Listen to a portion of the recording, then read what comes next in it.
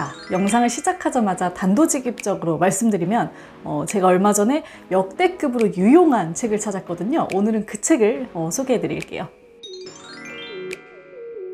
안녕하세요 여러분, 북튜버 공백입니다. 모두 건강하게 잘 지내고 계신가요? 자, 앞서 말씀드렸던 것과 같이 오늘은 제가 최근에 읽은 책 중에 정말 너무 유용했던 책을 여러분께 하나 소개해 드리려고 해요. 이전의 영상들에서 몇 번 말씀드렸지만 제가 자기계발서에 대한 의심이 조금 있지 않습니까? 유명인사의 성공담을 늘어놓거나 관념적이고 뻔한 얘기들만 하는 자기계발서들을 저는 많이 봐왔거든요. 오늘 제가 소개해드릴 책도 자기계발서예요. 그래서 저는 작가 이름도 처음 듣고 해서 조금 의심을 했었는데 이번 달에 읽은 책들 중에 정말 손에 꼽을 정도로 실용적인 책이었어요.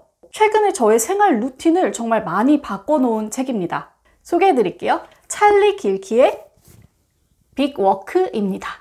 그냥 이렇게 보면 남다를 것 없는 자기계발서 같은데 제가 이 책이 어떤 면이 그렇게 좋았는지 이제부터 좀 소개를 해드릴게요.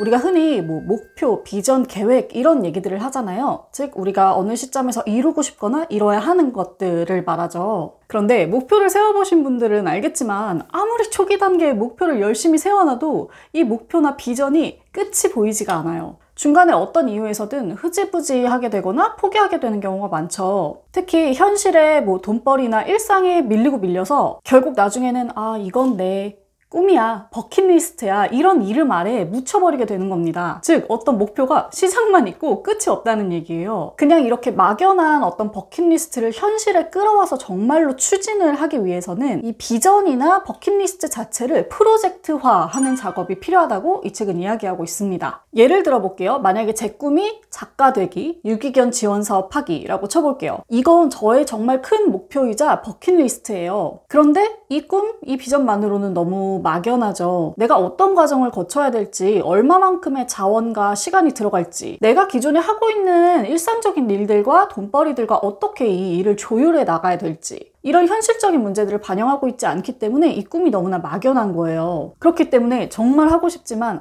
나중에 내가 좀 더 능력이 생기고 여유가 생기면 이 일은 꼭 해야겠다 이렇게 자꾸만 남게 되거든요. 자, 그럼 저의 이 두 가지 꿈을 비전이나 버킷리스트가 아니라 프로젝트라고 바꿔서 생각해 볼게요. 어떤 프로젝트라는 것은 반드시 완수라는 목표가 있고 계획과 단계를 거쳐서 이루어집니다. 또 여러 개의 프로젝트를 동시다발적으로 진행할 수도 있겠죠. 장기 프로젝트와 단기 프로젝트로 나눠볼 수도 있고 제 일상에서 프로젝트를 쪼개서 실행할 수도 있습니다. 즉 막연했던 비전이 나의 현실의 과제가 되는 거죠. 이렇게 나의 꿈, 나의 삶을 위해서 우리가 착수해야 하는 일, 이것을 이 책에서는 빅워크라고 이야기하고 있어요. 이 책은 나의 목표를 분석하고 계획하고 실행하고 끝끝내 이뤄내는 것까지의 과정을 정말로 자세하게 가이드처럼 알려주는 책입니다. 자, 이 책에서는 어떤 방법들을 제시하고 있는지 한번 볼게요.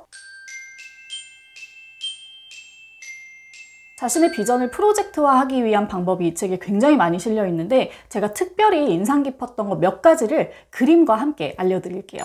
자, 지금 보시는 표는요, 프로젝트의 우선순위를 정해보는 표입니다. 이 표는 작가인 찰리 길키가 직접 만들어서 인터넷에 배포하고 있는 표예요. 저도 이걸 써보려고 했는데 영어로 되어 있어가지고 제가 책에 나오는 대로 좀 설명을 해드릴게요. 먼저 2시간 정도 방해받지 않는 공간에 가서 연필과 종이를 준비합니다.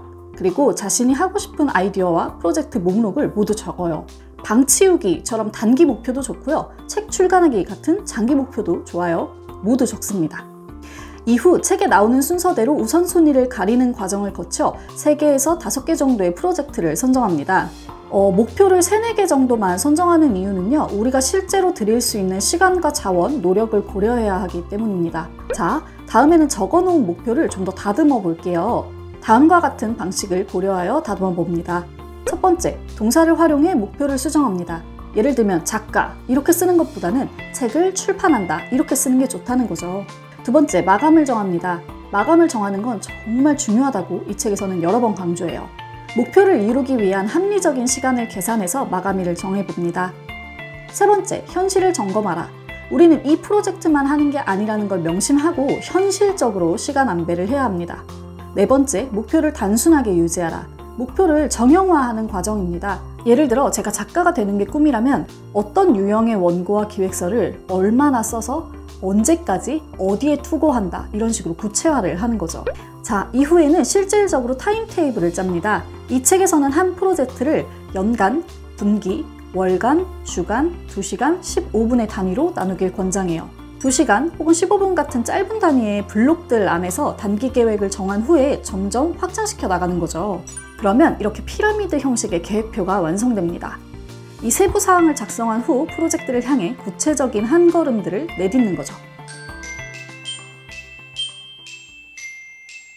자, 계획을 세웠다면 실천도 해야겠죠. 이 책에서는 일상 속에서 내가 계획을 어떻게 실천해 나갈 건지에 대한 팁도 제시해주고 있어요. 일하기 좋은 시간과 환경을 찾는 법, 일과 일 사이를 엮어서 효율적으로 진행하는 법, 자신의 생활 패턴을 찾아서 언제 어디서 어떻게 일할 건지를 정해보는 것, 안팎으로 찾아오는 방해물들을 거부하는 법까지 알아보고 있습니다. 제가 특히 이 부분에서 인상 깊었던 건 5, 10, 15의 법칙이에요. 5개의 프로젝트를 아침 10분 동안 되새기면서 체크인하고 하루를 마치기 전 15분 동안 이것들을 체크하고 체크아웃하는 과정을 갖는 겁니다. 저는 읽자마자 이 부분이 너무 마음에 들어서 바로 다음날부터 실현을 해봤는데 굉장히 유용하더라고요. 뭔가 하루 일과가 제대로 열리고 제대로 닫히는 듯한 느낌이 들었어요.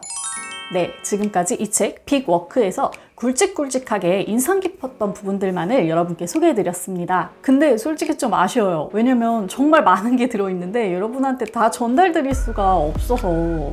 이게 무슨 기분이냐면 A부터 Z까지 쭉 뭔가 유용한 정보들이 있는데 저는 시간 관계상 뭐 B, W, Y 이렇게 몇 개만 뽑아서 소개를 해드린 것 같은 기분이에요. 그래서 좀 아쉽고 제가 아쉬운 만큼 그리고 좋았던 만큼 여러분에게 이 책을 꼭 추천드리고 싶어요. 제가 최근에 굉장히 심한 무기력증에 빠져서 정말 게으르게 살았거든요. 그런 저의 일상에 불만이 굉장히 많았는데 이 책을 읽으면서 뭔가 루틴이 확 활성화된 것 같은 느낌이 들어요. 자신의 생활 패턴, 목표로 향해가는 자신의 루틴을 바꾸고 싶은 분들께 이 책을 추천드립니다. 절대로 관념적이지 않고 막연하지 않아요.